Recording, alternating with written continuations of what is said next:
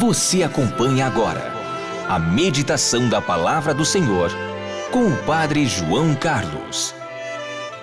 E nesta terça-feira, dia 23 de novembro, eu estou lhe trazendo a Palavra de Deus para abençoar o seu dia. Quando vocês ouvirem falar de guerras e revoluções, não fiquem apavorados. Lucas 21, versículo 9. O quadro descrito por Jesus é, no mínimo, preocupante. Jesus anuncia guerras, revoluções, terremotos, perseguições. E ainda assim nos tranquiliza. A destruição do Templo de Jerusalém é uma representação de toda situação de crise. Não ficará pedra sobre pedra, disse Jesus, a quem estava admirando a grandeza e a beleza do templo de Herodes. Viria tudo abaixo. Coisa que não se poderia esperar nunca. O Templo de Jerusalém não era só o símbolo da nação judaica, sede do Sinédrio, meta de peregrinações. Era a casa de Deus, onde ele recebia as oferendas e sacrifícios do seu povo, onde estava a arca com as tábuas da lei, lugar de sua presença poderosa. 40 anos depois dessas palavras de Jesus, vieram os romanos e queimaram, saquearam, destruíram o templo e a cidade também. A crise atingiu todos os níveis: o desmantelamento das instituições, o desencanto com a fé, a dispersão do povo. A destruição do Templo de Jerusalém é uma espécie de representação de toda a crise. Crises os discípulos e a comunidade enfrentariam sempre. Então Jesus descreveu 3 níveis de crise que, na verdade, nunca faltaram na história: guerras, desastres naturais e perseguição. Guerras e revoluções seguidas de fome e pestes, cataclismos naturais como terremotos e outros, e perseguição e prisão dos discípulos, movidas até pelos próprios familiares. Jesus não somente descreve as situações de crise, mas nos orienta como nos comportar nesses momentos. Assim, no Evangelho de hoje, podemos recolher 3 dos seus ensinamentos. O primeiro ensinamento é esse: não confiar em grandiosidades humanas. O Templo de Jerusalém causava admiração por sua beleza, seu esplendor, sua riqueza. Jesus disse, claro, não ficará pedra sobre pedra.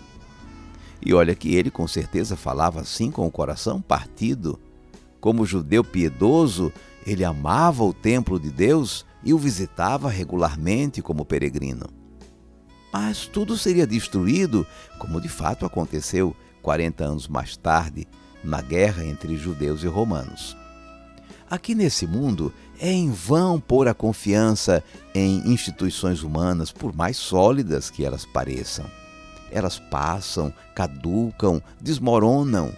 Pôr a confiança em Deus, não confiar em grandiosidades humanas. O segundo ensinamento é o seguinte: não se deixar enganar. Jesus alertou que muitos se apresentariam em seu nome. Não devemos segui-los. Sempre existiram falsos profetas e falsos pastores que se aproveitam da credulidade dos ingênuos ou do medo dos fracos. Seguir Jesus, não se deixar enganar pelos falsos profetas. O terceiro ensinamento é o seguinte: não se apavorar. São sinais, não é o fim ainda. De fato, basta pensar nas guerras mundiais, que fim de mundo não foram.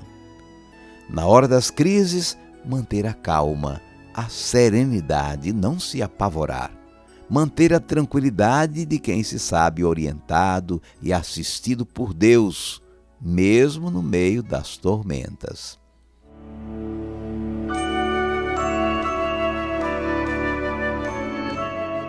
Vamos guardar a mensagem.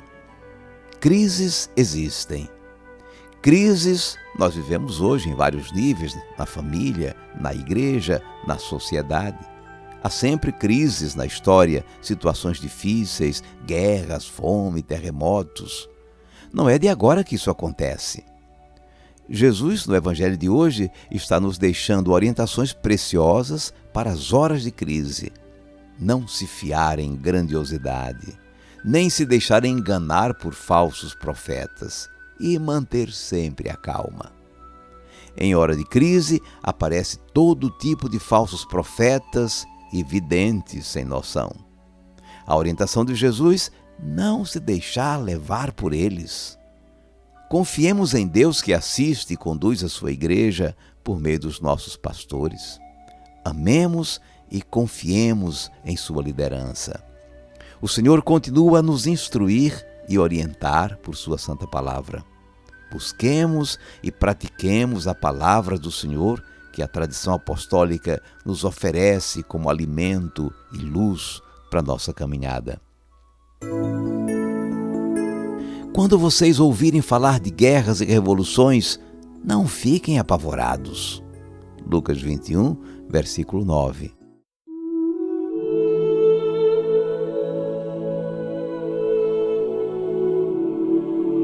Cinco segundos para você falar com Deus.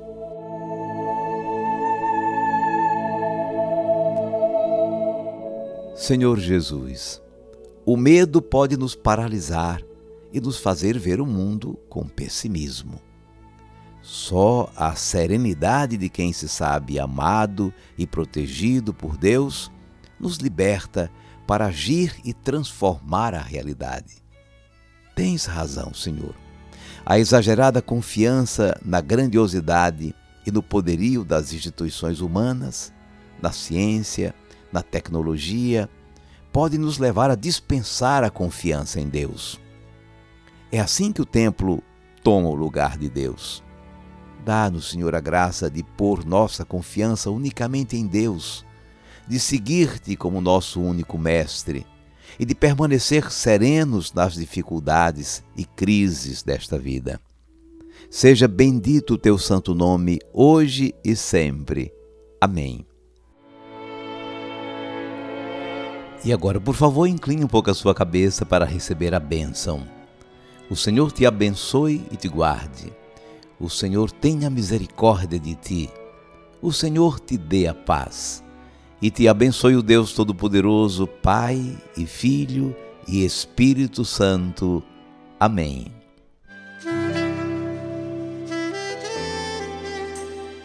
Vamos viver a palavra. No seu caderno espiritual, faça uma pequena lista das crises pelas quais você já passou. Será que dá para reconhecer a presença de Deus ao seu lado em todas essas situações? Tenho irmãos, tenho irmãs aos milhões, em outras religiões. Pensamos diferente, oramos diferente, louvamos diferente, mas numa coisa nós somos iguais. Buscamos o mesmo Deus, amamos o mesmo Pai, queremos